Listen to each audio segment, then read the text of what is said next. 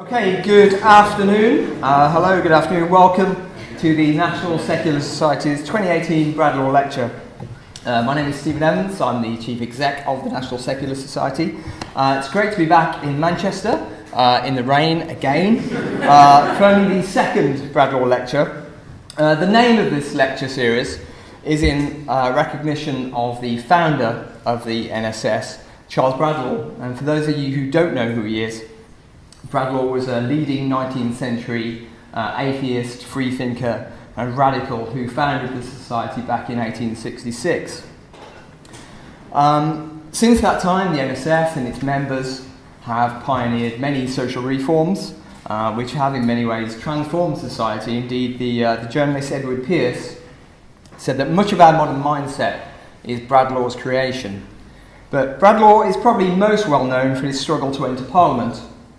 He was refused his seat in Parliament on account of his atheism, despite being elected by the people of Northampton to represent them in 1880. As a known atheist, he was refused the oath of allegiance, which entails swearing to God, and he wasn't allowed to affirm because that right didn't extend to atheists. That right was very much reserved for Quakers at the time. The fight to take his rightful place in Parliament went on for many years. It involved him being fined numerous times, even a period of incarceration inside the clock tower of Big Ben. And it was only on his fifth election to Parliament in 1886 that he was allowed to actually finally take his seat. And it was his Oaths Act of 1888 which extended the right to atheists to affirm, which of course is a right that's enjoyed by many MPs, non-religious MPs to this day. And I'm not sure if you've seen it already, but you can find Bradlaugh hanging in the stairwell outside this room, where at least a portrait of Bradlaugh hanging. You won't actually find Bradlaugh hanging, although if some of the 19th century Christians had their way, then, well, maybe you would. But as an MP, Bradlaugh took a keen interest, a special interest, in the plight of the people of India under the rule of the British Raj. So much so, in fact, that in India, Bradlaugh was fondly regarded as the member for India. When he died in January 1891, his funeral was attended by 3,000 mourners, which included a young Mahatma Gandhi, who later, of course, went on to be assassinated by a right-wing Hindu nationalist, which rather neatly brings me on to, contrived maybe, but rather neatly brings me on to today's lecture, The Men Who Killed Gandhi. And to deliver it, we're delighted to be joined by esteemed human rights activist, author and NSS Honorary Associate Gita Sahgal. Gita is the founder of the Centre for Secular Space, a passionate and committed defender of the human rights of women and minorities, and a thorn in the side of religious fundamentalists everywhere. So, and I'm also proud to say a very close friend of the NSS. So I know you're going to give a very warm welcome to Gita Sahgal. Thank you.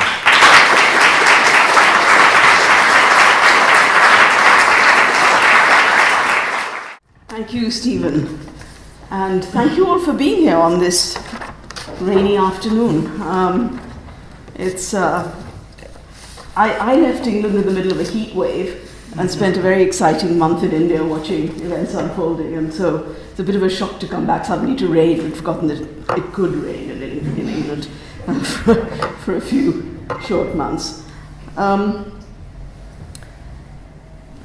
I'm very nervous with these things, with that, so I'm not sure I'm going to do it exactly as it should be done, but mainly I've brought pictures to look at while I talk, so I shall flip the slides every now and then. So it's a great honor and a grave responsibility to be asked to give this lecture on the religious political movement known as Hindutva. In Britain, the election in India in 1914 of the far-right party, the BJP, was accompanied by widespread rejoicing on all sides of the political spectrum.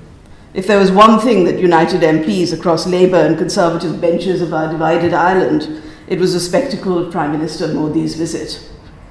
Even though his government or organisations close to him were alleged to be implicated in the killing of 3 British men, killings which occurred in the course of a mass murder and displacement of Muslims in Gujarat in 2002, and which have been designated by some human rights groups as genocidal murders. Even though that was the case, what was at stake was too important to dim the celebrations, apart from, of course, a few killjoys. So the killjoys of the Avaz network, old friends of mine who I had worked with at the time that the Avaz network took up all kinds of religious fundamentalism, projected this image onto Parliament. It's an Om sign converting into a swastika, and Modi with a sword, which are photographs of Modi carrying a sword with a turban. Now, I'm particularly pleased today to give this lecture in the name of Charles Bradlaugh, who founded the secular movement in Britain. His extraordinary life is a reminder that the origins of secularism, the fight against religious privilege, was also allied to the great causes of our time. One of these was women's emancipation. Bradlaugh and Annie Besant, who later became a famous Indian nationalist, were tried for obscenity for promoting contraception. Another was Bradlaugh's challenge to the British Empire. As well as supporting Irish Home Rule, he was known as Member for India in Parliament, where with the support of early Indian nationalists, he raised the issue of unjust terms of trade with India and exposed the British government's inaction over a famine, successfully forcing relief measures to be taken. He was invited to speak to the 5th session of the Indian National Congress in 1889, and in his closing speech called for unity across the subcontinent. In this movement, he said, let there be no force save the force of brain, no secret union, let all be open, frank, and before the law. Then if mischief touch you, so far as one man may, and so far as one man's speech can, English liberty shall put itself on the side of yours. Bradlaugh died in England soon after, and a young law student named Mohandas Karamchand Gandhi attended his funeral. In a world where the very notion of secularism is rejected by imperial nostalgics on the one hand as a godless attempt to destroy Christianity and Judeo-Christian traditions, and by anti-imperial post-colonial theorists as part of an imperialist plot, or rather a Western discourse, which was mimicked by hapless natives who know no better, Bradlaugh's life and work sings to us today. So I'm extremely grateful to the National Secular Society for choosing this topic, usually ignored by think tanks on extremism and terrorism, and for their principled support for victims of every kind of religious abuse, from victims of church abuse and victims of grooming gangs, to challenging religious privilege in schools, opposing draconian counter-terror legislation which threatens our liberties, and supporting Dalit rights. The rise of far-right populist movements cannot really be understood without studying Hindutva. At the risk of sounding like something out of Goodness Gracious Me, which some of you might remember was that Indian program, British Asian comedy, in which old Indian men always claimed that India always invented everything first, I'd say that Hindu fundamentalism is one of the foundational far-right movements of the 20th century. That it has only come into its own in the 21st century is because it has always been exposed by nationalist movements which challenged empire, anti-caste movements which challenged the extreme hierarchies of Orthodox Hinduism, and a variety of rationalist, humanist, and left movements.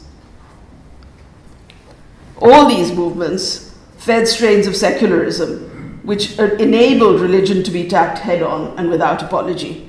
I say religion and not simply fundamentalist religion because caste and the attempt to escape or obliterate it are the story of all religious movements in India, as well as the story of secularism. Buddhism, Jainism, anti-Brahmin movements of South India, the mystical Bhakti and Sufi movements, and many conversions to Islam and Christianity can all be read as a challenge to a Brahmanical order and an attempt to escape the straitjacket of caste. And indeed, Hindutva itself is an attempt to become a cross-caste movement, unlike traditional Hinduism. Studying Hindutva also challenges the assumption that religious fundamentalist movements can only come from monotheistic and Abrahamic religions. It is a perfect study in the postmodern postmodernist art of balancing opposing and apparently contradictory message with a narrow and determinist worldview. Yet, as I hope to show, the preoccupations of this movement have remained remarkably stable over a century, where India has undergone profound change, loss, recovery, and deep social reform. So I define religious fundamentalist movements as modern transnational political movements of the far right, using media and technology to advance their aim, which refer to a perfect mythical past which they are trying to reclaim for the future. A pamphlet written by Hindutva scholars against Marxist historians who are at the forefront of challenging one of the central Hindutva claims, in this case whether Ram was a historical figure or just an epic mythical figure whose birthplace could be evidenced from historical and archaeological sources. The Hindutva historians stated crossly that the hallmark of Marxist historians was not only that they want to rewrite the history, but also want to change not only the future history, but also the past history. So, pleading guilty to want to change the future, I start with the remarkable events that have taken place in India over the last few days and end at the beginning of the Hindutva view of the world, the dawn of the age of the Aryan. Many of you will be aware of the remarkable Supreme Court judgment which established that consenting same-sex relations in private were to be decriminalized. The court's eloquent judgment ruled on grounds of privacy as well as liberty and equality, on social and economic as well as political rights. Majoritarian views and popular morality cannot dictate constitutional rights, it said. It is a very wide-ranging judgment, covering the right to be a minority, the protection of privacy and individual rights, the right to equality before the law. And the court argued that the Constitution is a living document that must be interpreted in the light of the times, comprehensively dismissing an earlier judgment that had stated that small minorities do not deserve protection and that this was a matter for parliamentary reform.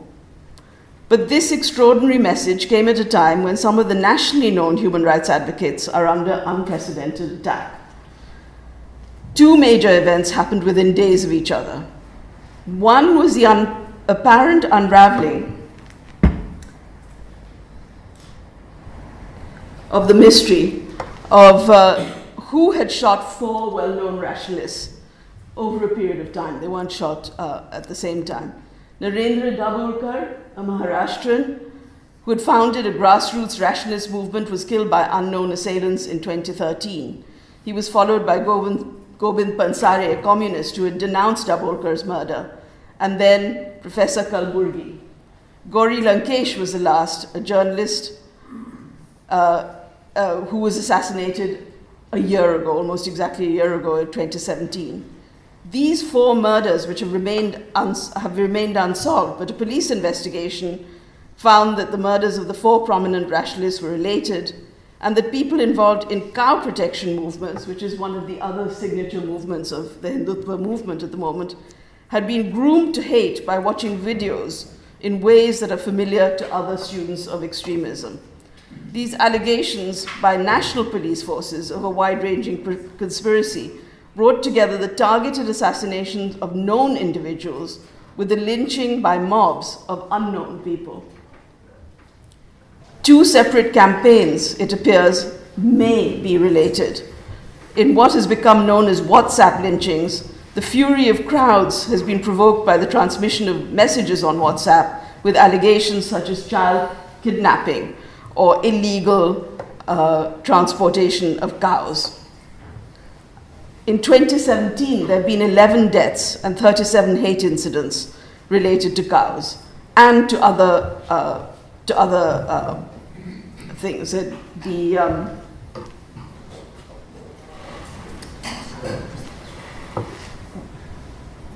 On the left and the right, we have two people who were killed in two of these lynchings. On the right, we have Junaid, who was a 16-year-old boy who at Eid had gone to buy clothes, basically for a lovely outing with his family, his brothers, to have some fun, to pick up some perfume, some new fresh clothes and so on, and was coming back on the train, and there was an altercation. They were accused of being beef eaters and anti-national and so on, and stabbed and thrown off the train. On the left, there's Pehlu Khan, who was beaten to death in a videoed incident. And in the middle, there's a man who beat another man to death and burnt him and said he was doing it in the name of preventing love jihad, or women being entrapped in fake marriages and forcibly converted. But just as people had begun to digest this breakthrough, or apparent breakthrough by the police, the local police of the state of Maharashtra launched a nationwide campaign to arrest senior human rights advocates, whom they termed urban Naxals. Naxal being a word for the Marxist-Leninist movement, which is an insurgency, a very dangerous insurgency across India. But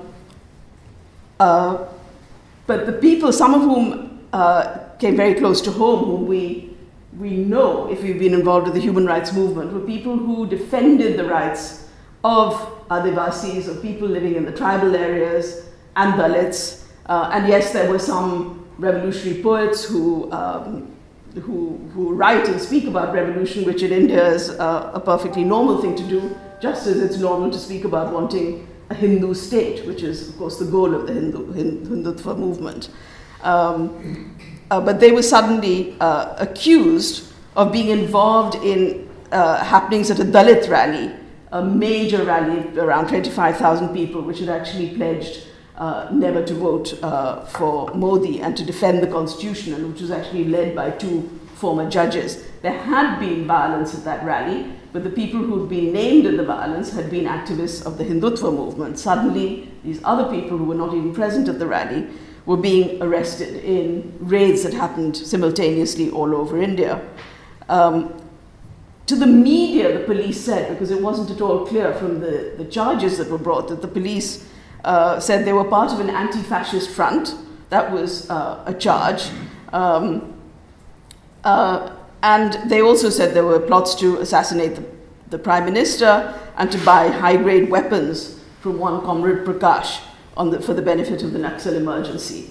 Now, these were treated differently by different media, because the Indian media, by and large, has become pretty toxic. And I can recall sitting in India watching Indian TV, one of the more right-wing channels, where the host, Arnab Goswami, had said, he looked directly into camera and he said, there's no way of dealing with these people other than to eliminate them.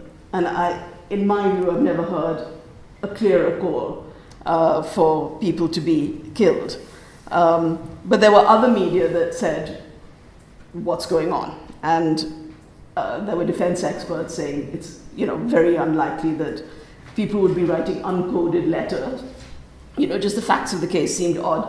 And then the courts became very angry, because these matters were brought immediately by other human rights defenders to the high courts and the Supreme Courts to try and prevent people being carted off to jail, and they were put under house arrest. And the Supreme Court and the Bombay High Court and various other courts said, we've got the matter in front of us, why are you giving interviews to the media?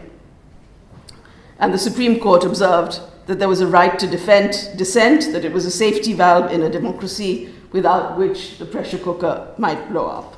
So, who are the organizations representing Hindutva, or what is known as the Sangh Parivar? That's a family of organizations. The key organizations are three, which have the largest initials over there. So I think the RSS really is central. And it is a huge, perhaps one of the largest organizations anywhere in the world, with volunteer groups all over Britain, all over many other countries, right across India. It's a very strong, disciplined paramilitary organization. It was founded in the 1920s.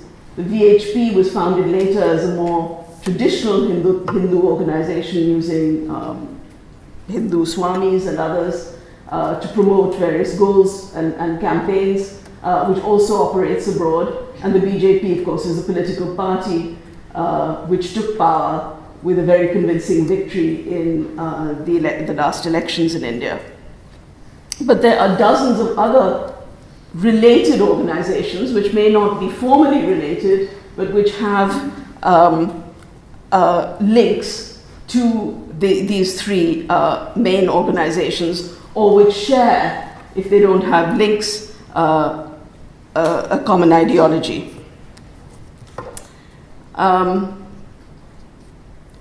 So every Prime Minister of the BJP, a former Prime Minister, Atal Bihari Vajpayee, who died recently and is much mourned, in fact, in India, as a very different Prime Minister from the current one, Prime Minister Modi in power.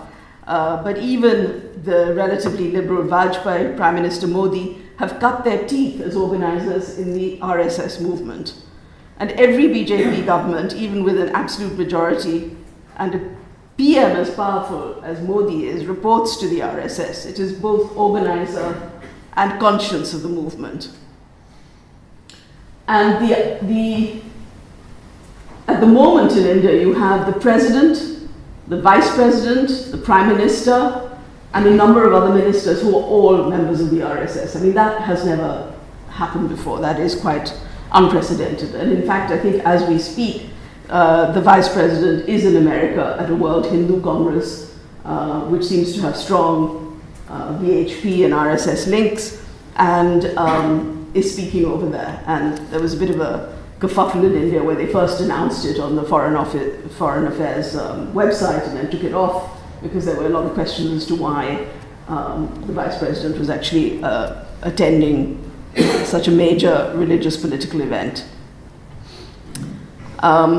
In Britain, the RSS is known as the HSS. That is to everybody, including its own supporters internally and to other people who criticize and watch it, except, and we'll talk about this later, the Charity Commission, which hasn't sort of noticed the link. And there are many organizations which have been set up to defend particular issues with names like Hindu Awakening, protection of cows. There are also people who work on history and rewriting history, their conversion organizations and protection of the honor of women. And there are also very modern media gurus and techie support workers, trolls, and IPACs, the American model of fund collecting, who have influenced elections in various countries, certainly here and in America have been active. And their think tanks, particularly in the world of security studies, with former senior security advisors, generals, and so on. The historian Dilip Simian has talked about this. He is now a Gandhian after a long journey, including being actually an urban Naxal, and having written about it quite scathingly in a novel, Revolution Highway, but having then abjured violence and taken to organizing against communalism, as many people have in India, have been through that political journey.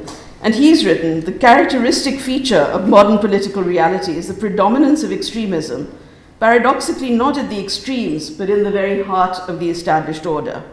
Sentiment is evoked constantly to intimidate government and to justify hooliganism. Controlled mobs are kept in waiting to be unleashed at the appropriate moment to build and consolidate constituencies of sentiment. Private armies and militias are commonplace. He says the very distinction between lawful conduct and legitimate practices on the one hand, and unlawful conduct and illegitimate practices on the other, seems to have been lost. Leading the charge is a ruling elite comprising powerful corporate executives, high-level elected officials, and civil service officials, of whom the latter two categories are sworn to uphold the law. The established order is extremist, and terrorism is its excrescence. And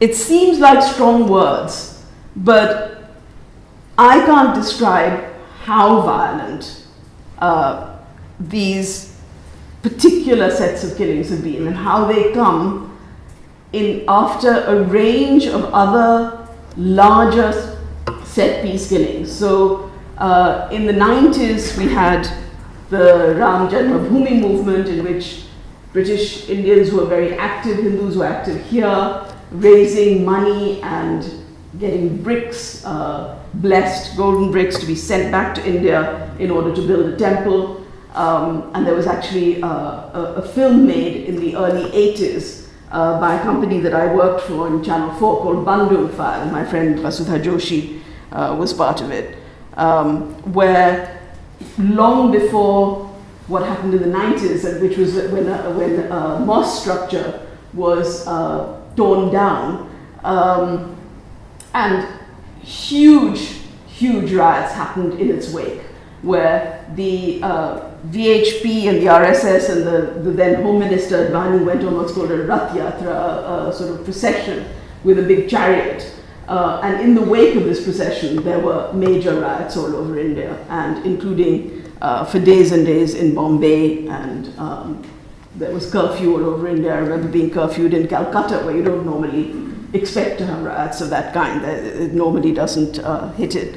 So there was mass violence then. And in 2002, under Modi's watch as Chief Minister in Gujarat, there was a train of the activists who were involved with the Ram Janmabhoomi movement, which burnt, killing many people. There were a lot of arguments about whether the fire was deliberately set. There were definitely fights between Muslims on the platform and these activists of the Hindutva movement, and many people died. About 59 people died. And in the wake of that, there were huge killings of Muslims with very organized groups. So there were electoral registers people had. There were attacks on businesses that were not obviously Muslim businesses, where maybe one partner was Muslim in a business. There were attacks in the slums. There was attacks on the legislator was killed. It went right across class. And there were mass rapes of women at that time. And at that time, Modi had just become Chief Minister of the state. And these happened under his watch, with the police standing by and refusing to do anything about it. Now, what's interesting about that is that the first election he actually faced was after these massacres, and he came in with a good majority, and the BJP has ruled. I mean, it was already ruling Gujarat, but it has continued to rule ever since. Even though the last election it was a little bit cut down. So that those large set pieces are rather different from what we're seeing as and in 2008 there were attacks on Christians, very poor Christians in the western state of Orissa, again after the killing of a holy man, possibly by Marxist-Leninists, it's not very clear. And there were attacks on churches and very poor converts to Christianity who are still living in miserable conditions.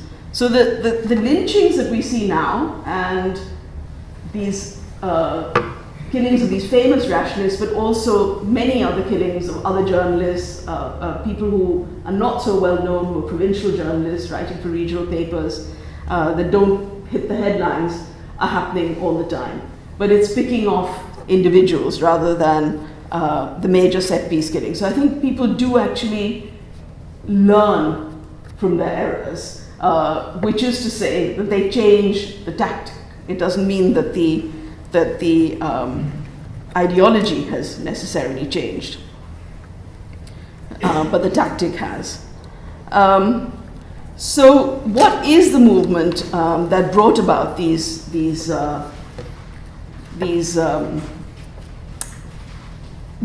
various killings? It's one of its ancestors was in the 19th century movement called the Arya Samaj, to the Society of Aryans, which was a revivalist movement, as there were many revival movements across the world at that time, religious revival movements that were concerned about challenging the colonial systems in the countries that they came from, and but also looking at things that were happening internal to that society. So this was a movement that was concerned both about purifying Hinduism, but also about conversions to Islam, and launched what was called the Shuddhi movement to make sure that the population of Hindus didn't decline, because it was worried about conversions. And these issues have remained preoccupations to this day. But the term Hindutva itself is a term invented less than a century ago, and is generally taken to refer to the social and political ideology which is aimed at establishing a Hindu state. Hindutva, the term was invented in 1923 by V.D. Savarkar,